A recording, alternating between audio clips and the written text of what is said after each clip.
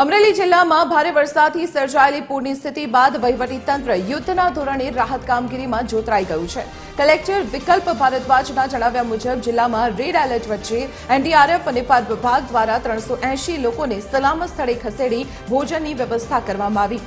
લાઠી તાલુકાના ચાવડમાં મોડી રાત્રે મકાન ધરાશાયી થતા કાટમાળમાંથી એક બાળકનું જેસીબીની મદદથી સફળ રેસ્ક્યુ કરી તેને હોસ્પિટલમાં ખસેડવામાં આવ્યું છે, જ્યારે પોલીસે 50 લોકોને સમજાવી ચાવડ પ્રાથમિક શાળામાં આશ્રય આપ્યો છે। તંત્ર દ્વારા કુલ 359 માંથી 248 વીજ ફીડર તેમજ બંધ માર્ગો પૂર્વવત કરવાની કામગીરી તેજ કરવામાં આવી। હાલ મેઘરાજાએ વિરામ લેતા લોકોએ પણ રાહતનો શ્વાસ લીધો છે।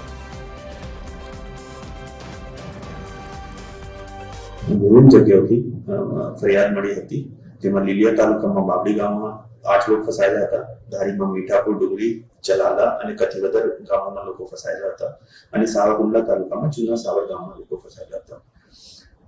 ઉપરોક્ત ફરિયાદ અંગે એનડીઆરએફની ટીમ, ફાયરની ટીમ, પોલીસની ટીમ અને સ્થાનિક લોકોની મદદથી તમામ લોકોને રેસ્ક્યુ કરવામાં આવે છે અને એ લોકોને અત્યારે પ્રાથમિક શાળામાં આશ્રય આપવામાં આવેલ છે, ભોજનની વ્યવસ્થા પણ કરવામાં આવી છે।